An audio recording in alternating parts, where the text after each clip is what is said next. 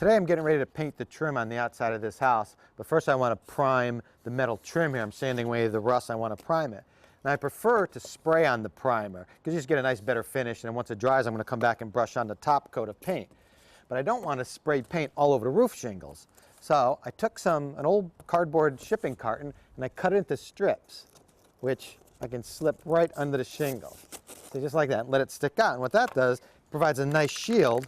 It allows me to spray on the primer right onto the metal flashing. I'm not going to get it all over the roof shingles. There you go, look at that, perfect. Now, you can buy metal painting shields that you can slip underneath there. The problem is, first, they're too short and they're not wide enough, so it's very easy to spray beyond them.